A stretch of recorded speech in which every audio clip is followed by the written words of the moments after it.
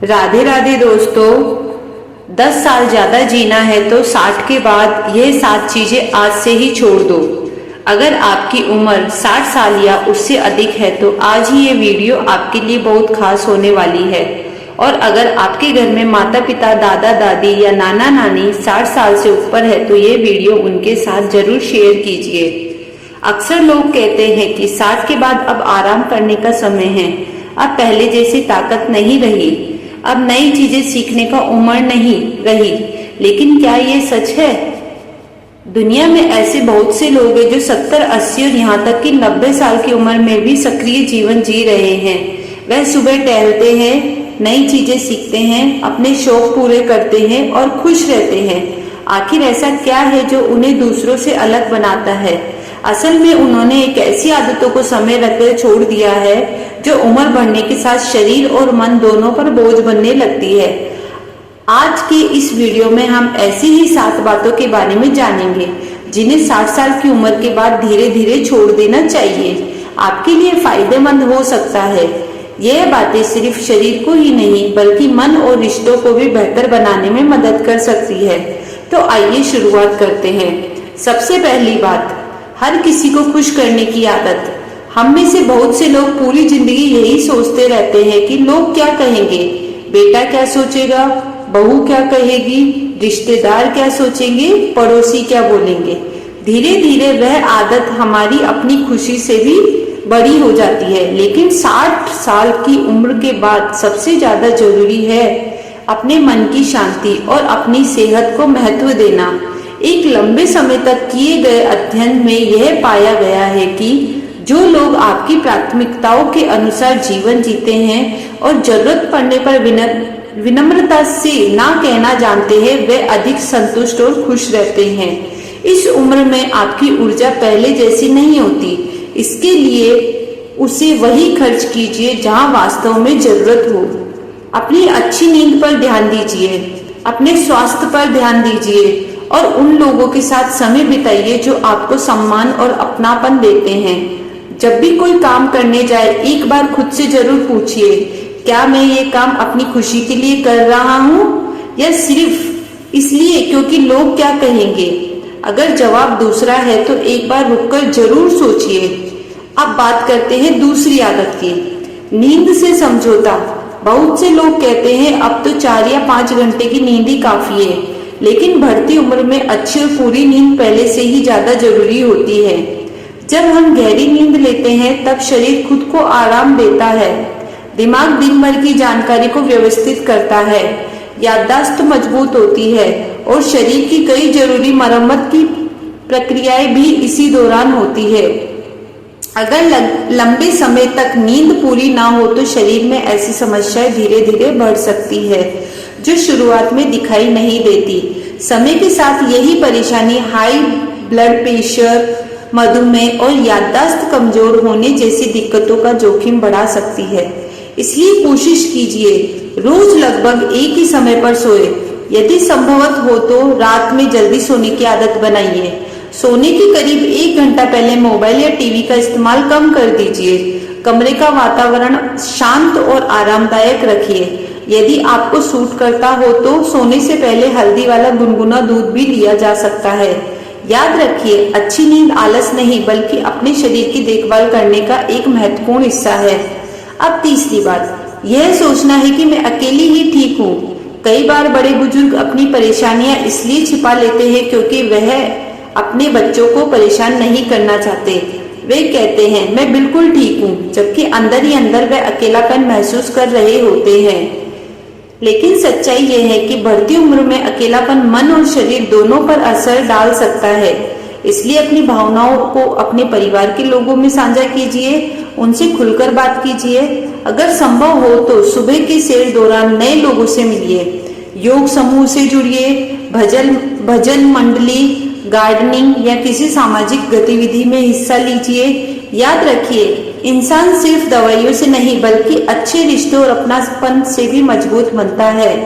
अब एक ऐसी बात जिसे बहुत से लोग समझ नहीं पाते। कई लोगों को लगता है कि 60 साल के बाद अब सिर्फ आराम करना चाहिए, लेकिन जरूरत से ज्यादा निष्क्रिय रहना शरीर के लिए अच्छा नहीं माना जाता है। उम्र बढ़ने के साथ अगर हम शरीर का उपयोग कम कर देते हैं तो मांसपेशियां धीरे धीरे कमजोर होने लगती है, चलना फिरना कम हो जाता है और शरीर पहले जैसा फुर्ती होने लगता है। इसलिए रोज थोड़ा बहुत सक्रिय रहना जरूरी है। इसके लिए जिम जाना जरूरी नहीं है। रोज 20 से 30 मिनट की सैर, हल्की स्ट्रेचिंग, घर में छोटे मोटे काम खुद करना और दिन भर में थोड़ा बहुत चलते रहना भी शरीर को सक्रिय रखने में मदद कर सकता है।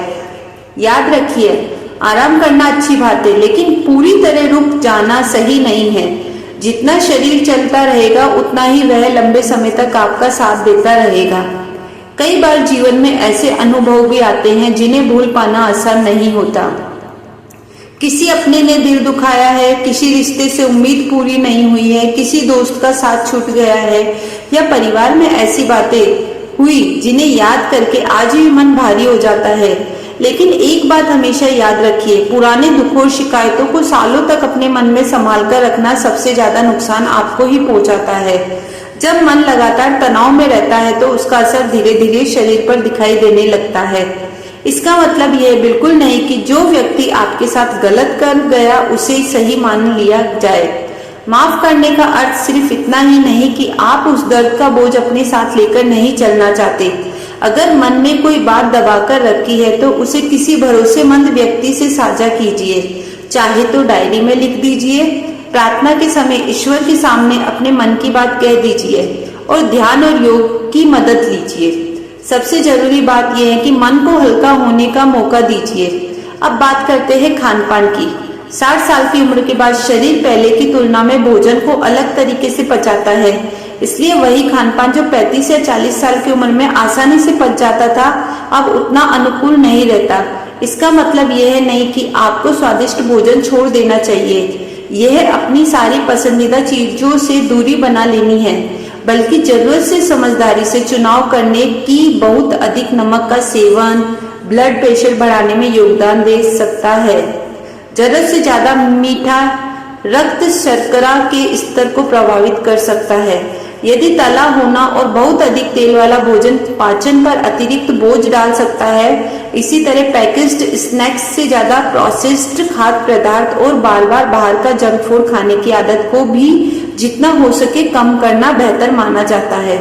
रात का खाना हल्का और समय पर खाने की कोशिश कीजिए, क्योंकि रात के समय पाचन की गति सामान्य से धीमी हो सकती है। अपने भोजन में दालें, हरी सब्जियां, मौसमी फल, दही जैसे प्रोबायोटिक्स खाद्य पदार्थ और पर्याप्त मात्रा में अपनी पानी शामिल कीजिए। यदि आपको सूट करता है तो सीमित मात्रा में घी भी संतुलित आहार का हिस्सा हो सकता है। कई लोग सोने से पहले हल्दी वाला गुनगुना दूध भी लेना पसंद करते हैं।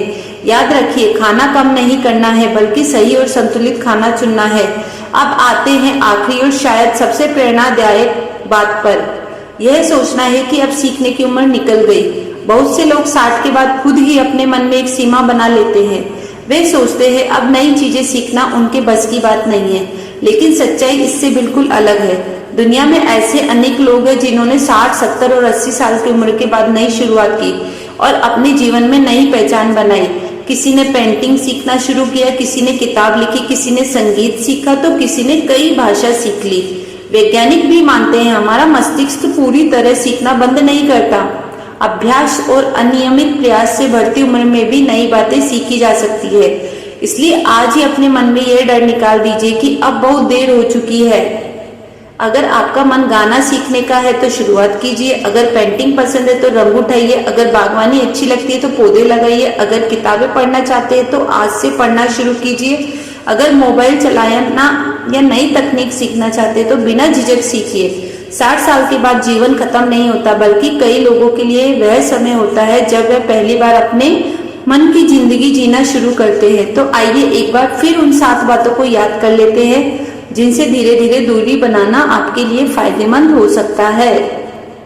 हर किसी को खुश करने की आदत, अच्छी नींद की अनदेखी करना, अकेलेपन को छिपा कर रखना, सिर्फ आराम करते रहना और शरीर की निष्क्रिय बना देना, पुरानी शिकायतों को मन में दबाकर रखना, असंतुलित खान पान की आदतें और यह मान लेना कि अब नई चीजें सीखने की उम्र नहीं रही।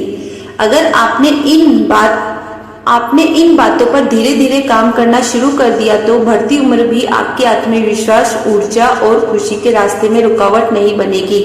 अगर आपको आज की ये जानकारी उपयोगी लगी तो इस वीडियो को अपने परिवार और दोस्तों के साथ जरूर शेयर कीजिए ताकि अधिक से अधिक लोग इसका लाभ उठा सके। वीडियो पसंद आया है तो इसे लाइक करें।